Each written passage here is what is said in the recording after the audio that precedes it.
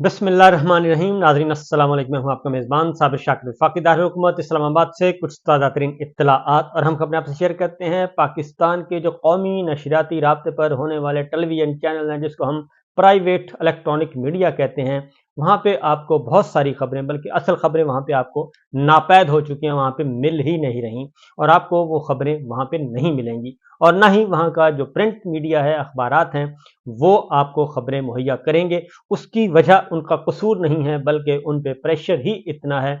और इस वक्त जो लाडला हुकूमत है और लाडलों का मसला है वो बहुत ज़्यादा बढ़ता जा रहा है। उनकी फरमाइशें बहुत बढ़ती जा रही हैं, उनकी ख्वाहिशात बहुत बढ़ती जा रही हैं, लेकिन जो ज़मीनी हक़ाइक़ हैं वो बिल्कुल कोसों दूर हैं।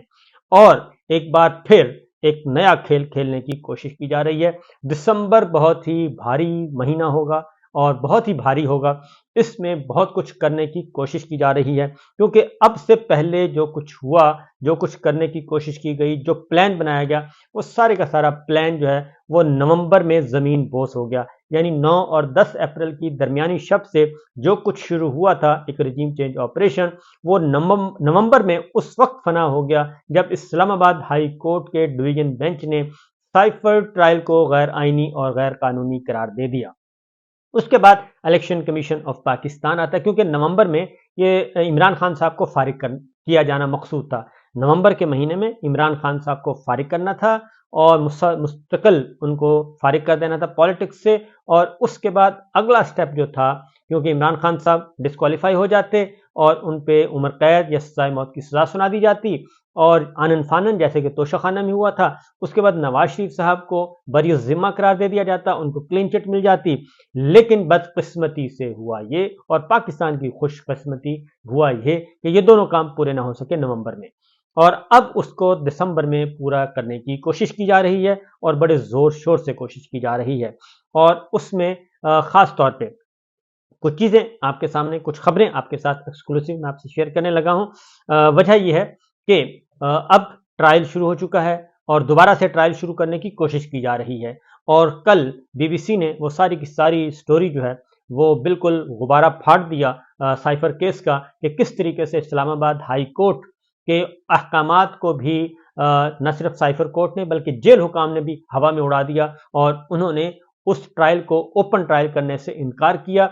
और एक फेक सारी का सारा जो स्टेज तैयार किया गया था, वो 3 जर्नलिस्ट गए और बाहर आके उन्होंने सब कुछ बता दिया कि जनाब अंदर ऐसा कुछ नहीं है। और उन्हीं 3 सहाफ़ियों को मीडिया के तौर पे पेश किया गया, उन्हीं 3 सहाफ़ियों को पब्लिक बनाया गया कि ये पब्लिक भी आ गई है, ये मीडिया भी आ गया है, लिहाजा ट्रायल शुरू और इस्लामाबाद के हाई कोर्ट के ऑर्डर पर अमल दरामद हो गया।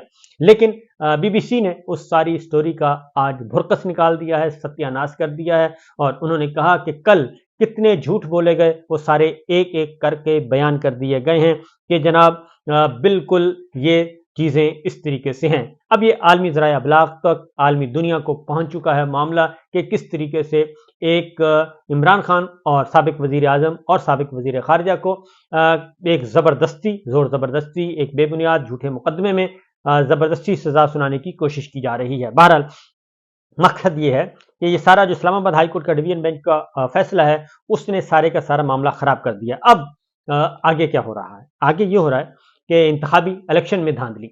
नंबर 1, इलेक्शन हो ही ना, 8 फरवरी को पहले कि इलेक्शन हो ही ना, नंबर 1। नंबर 2, अगर इलेक्शन होते हैं तो उसमें इतनी धांधली की जाए, इतनी धांधली की जाए कि कोई बोले भी ना और आनन फानन रिजल्ट्स अनाउंस कर दिए जाएं। पिछला व्लॉग जरूर सुन लीजिएगा, उसमें मैंने आपको एक एक करके बताया है कि किस तरीके से गमला तोड़ने के मुकदमे और गमले तोड़ने के मुकदमे में साबिक स्पीकर असद कैसर साहब जेल में, और उस्मान डार साहब पे जो स्ट्रीट लाइट्स बल्ब चोरी करने के मुकदमा दर्ज कर दिया गया, और शेर अफजल मरवत और पूरी की पूरी उनकी लॉट जो है उन पे मुकदमे, झूठे और बेबुनियाद मुकदमे फिर शुरू हो चुके हैं। बहरहाल गुजारिश ये है कि अब ये सारी चीज़ें मीडिया में कितनी हद तक वो मीडिया खामोश रहे, लेकिन इसमें मरकज़ी निगरान हुकूमत और सूबाई निगरान हुकूमतें सब के सब शामिल हैं, एक एक करके शामिल हैं।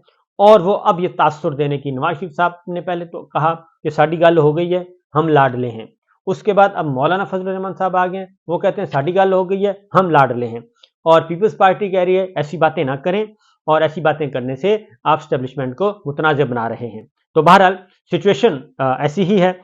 اس پہ اب ہم آگے بڑھتے ہیں, خبریں آپ تک پہنچاتے ہیں, کیونکہ حامد میر صاحب کو بھی آف ایئر کر دیا گیا ہے. ابتدائی اطلاعات کے مطابق ان کو 2-3 ہفتوں کے لیے آف ایئر کیا گیا ہے, اور آف ایئر کیوں کیا گیا ہے یہ بھی آپ کو آگے جا کے بتائیں گے. لیکن سب سے پہلے سنیے کہ انتخابی فہرستیں اور اس انتخابی فہرستوں میں ایکچوئل کیا ہے. انتخابی فہرستوں میں نمبر 1 مردہ ووٹ, مردہ ووٹر آ گئے ہیں, گھوسٹ ووٹر شامل کیے گئے ہیں اور انتخابی فہرستوں میں نمبر 1. نمبر 2 اپر پنجاب کا سارا تیا پانچا کر دیا گیا ہے اور اتنے بوگس ووٹر شامل کیے گئے ہیں ووٹرز کو ووٹر لسٹ میں. اور یہ کام کس کا, یہ 2 ادارے ہیں اس وقت مین, نادرا اور الیکشن کمیشن, یہ دونوں مل کے کر رہے ہیں. اور ان دونوں کے ساتھ ایک تیسرے ادارے کو بھی اب ملا دیا گیا ہے, اس کو بھی ایکسس دے دی گئی ہے, نادرا کو دے دی ہے FBR. یعنی کہ یہ 3 ہیں مین, نادرا, الیکشن کمیشن اور اس کے بعد پھر FBR. اس میں کچھ چیزیں میں آپ کو بتا دیتا ہوں. تو بہرحال نادرا جو ہے اس نے انتخابی فہرستیں جاری کی ہیں اور اس نے سب کچھ کیا ہے. اس میں اب میں آپ کو جو ہیں پتن ایک آرگنائزیشن ہے, NGO ہے, ان کے بانی ہیں سرور باری صاحب, وہ میں آپ کو سنواتا ہوں. پہلے ان کی زبانی سن لیجئے کہ ہو کیا رہا ہے. 1.5 کروڑ ووٹر, 1,60,00,000 ووٹر جو ہے وہ حقیقی ووٹر غائب کر دیا.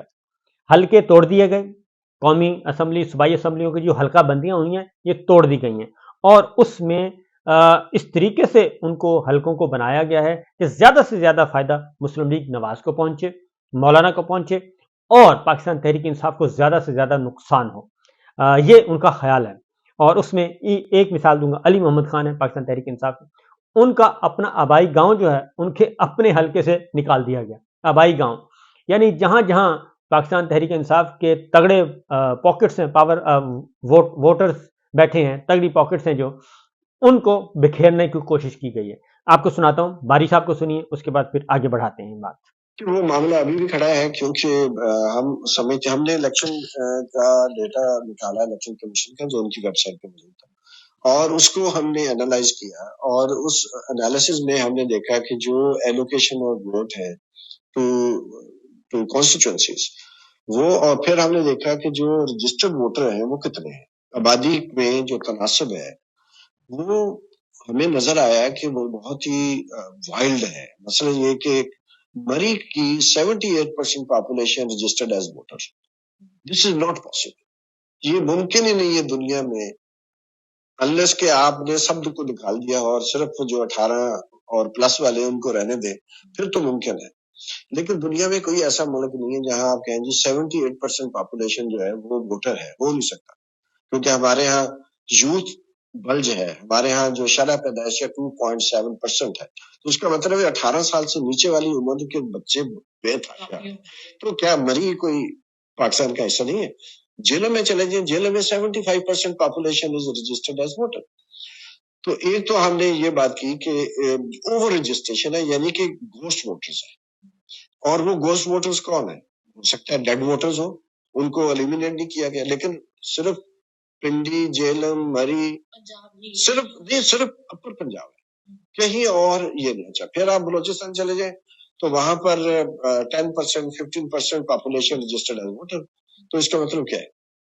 تقریباً آپ سمجھے کہ 16 million eligible voters are missing from the electoral roll. تو اب ہم صرف یہ کہہ رہے ہیں کہ جو گوسٹ ووٹرز ہیں اگر وہ موجود ہیں تو some party is going to get benefit out. یہ آپ نے باری صاحب کو سن لیا, وہ 3-4 باتیں بتا گئے. ایک تو اپر پنجاب, دوسرا بلوچستان, تیسرا اس میں یعنی کہ حلقہ بندیاں اور اوور رجسٹریشن یعنی کہ گھوسٹ ووٹرز ڈال دیے گئے ہیں, اور 70%, 75% تک لے گئے. اور مری وہی حلقہ ہے جہاں پہ نواز شریف صاحب الیکشن لڑنا چاہ رہے ہیں اور ان کو وہاں سے قومی اسمبلی میں پہنچانا مقصود ہے. وہی حلقہ ہے جہاں پہ صداقت عباسی صاحب کو, آپ کو معلوم ہے, ان کو اٹھایا گیا اور اس کے بعد ان کو سیاست سے آؤٹ کر دیا گیا. یہ وہی حلقہ ہے شاہد خاقان عباسی صاحب کا والا. شاہد خاقان عباسی صاحب بھی کوٹ کر چکے ہیں. یہ ہے سچویشن. اور اسی طریقے سے آپ جہلم چلے جائیں تو جہلم فواد چودھری صاحب کا ضلع ہے, اور اس کے بعد پھر آگے گجرات چلے جائیں اور اسی طریقے سے راولپنڈی پورے کا پورا ڈویژن جو ہے اٹک چلے جائیں. اٹک میں میجر طاہر صادق صاحب ہیں، وہ تگڑے، ان کا پورا ڈسٹرکٹ میں انہی کے کنٹرول میں ہے. تمام قومی اسمبلی کی سیٹیں، صوبائی اسمبلی کی سیٹیں اور ڈسٹرکٹ گورنمنٹ ساری ان کے پاس ہے. تو اس لیے یہ باقاعدہ فوکس کیا جا رہا ہے. اب یہ معاملات اس طریقے سے کیا چل پائیں گے اور کیا سب کچھ ہو جائے گا، یہ ہے اصل معاملہ. اس کی وجہ دوسری طرف ہم دیکھتے ہیں کہ جو استحکام پاکستان پارٹی ہے وہ اور پرویز خٹک صاحب کی جماعت، وہ ان کے کوئی انتخابی جلسے اور کوئی ورکرز کنونشن کچھ نہیں، اور وہ چند لوگ ہوتے ہیں. پرویز خٹک صاحب میں تو 100 سے بھی زیادہ، 100 سے بھی کم لوگ ہوتے ہیں. ان کے جو ورکرز کنونشن ہے، یہ میرے سامنے مختلف تصویریں پڑی ہیں، اور یہ کسی بھی ورکر کنونشن میں، کسی بھی انتخابی جلسے میں 100 سے زیادہ بندے نہیں ہیں، 100 سے کم ووٹ ہیں، لوگ ہیں. اور اس کے بعد آپ چلے جائیں پنجاب میں استحکام پاکستان پارٹی، ان کا برا حال ہے، وہ بھی یہی حال ہے، 200 400 500 اس سے زیادہ نہیں ہے. تو یہ سچویشن چل رہی ہے. اور دوسری جانب یہ الیکشن کے معاملات ہیں، اور پھر الیکشن کو ڈیلے، الیکشن ہونا نہیں ہے، کیونکہ الیکشن کو اب سوچ رہے ہیں کہ الیکشن کو فارغ کر دیا جائے. اب یہ ساری آوازیں اٹھانی ہیں، اور حامد میر صاحب وہ کوشش کر رہے تھے کہ یہ سب کچھ کرنے کی اور معاملات کو آگے بڑھانے کی، اور اپنے تئیں جتنی بھی کوشش ہو سکتی ہے ہر بچ بچا کے، لیکن اس میں بھی ان کو بھی اب آف ایئر کر دیا گیا ہے، اور ان کو بھی آف ایئر کر دیا گیا ہے. اطلاعات یہی ہیں، اور اس کی وجہ یہ ہے کہ انہوں نے بھی الیکشن کو ڈیلے کروانے میں، اور الیکشن میں پری پول ریگنگ، اور الیکشن ڈے کو جو ریگنگ ہونی تھی، دھاندلی ہونی تھی، اس پہ انہوں نے باقاعدہ طور پہ ایک پورے کا پورا پلان جو ہے وہ آؤٹ کر دیا تھا. اور انہوں نے کہا تھا کہ یہ سب کچھ ہو سکتا ہے، اور یہ سب کچھ اس کا امکان نہیں، بلکہ یہ ساری پلاننگ اس طرح کی ہوئی ہے. تو یہ ساری چیزیں جو ہیں ہمارے سامنے آ چکی ہیں. اسی طریقے سے باقی جو پاکستان پیپلز پارٹی بھی یہی کہہ رہی ہے، اور دیگر جو ہیں ان کے ساتھ جوڑنے کی، مسلم لیگ نواز کے ساتھ جوڑنے کی کوشش کی گئی. اصل پرابلم کیا ہے؟ اصل پرابلم یہ ہوا ہے کہ جو اب تک کے نتائج آ چکے ہیں، نتائج یعنی کہ اسسمنٹ اور پلس اور ایک ایک حلقے کی، اس میں میاں صاحب جو ہیں وہ دور دور تک نظر نہیں آ رہے. اس لیے میاں صاحب چاہتے ہیں کہ یا تو مجھے مکمل طور پہ سپورٹ کی جائے اور اس وقت تک الیکشن نہ کروائے جائیں، یا تو ان چیزوں کو مینیج کریں آپ، اگر نہیں ہوتی تو پھر الیکشن اس وقت تک ڈیلے کر دیا جائیں جب تک کہ یہ سارا ایلیمنٹ جو ہے وہ برابر نہیں ہو جاتا، یعنی فارغ نہیں ہو جاتا. تو اس لیے جناب آنکھیں کھلی رکھیے، اور خاص طور پہ میں پھر کہوں گا نوجوان ووٹر سے یہ سب خوف زدہ ہیں، نوجوانوں سے یہ خوف زدہ ہیں، کیونکہ نوجوان کسی کے کنٹرول میں نہیں ہے، کسی کے قابو میں نہیں ہے.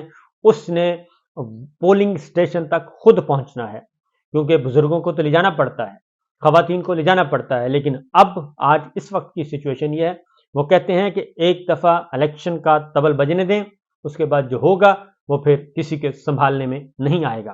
اور باقی کچھ خبریں اور بھی ہیں، امپورٹنٹ ہیں، لیکن وہ اگلے ولاگ میں، کیونکہ فی الوقت اسی پہ گزارا کریں. اجازت دیجیے، اللہ حافظ.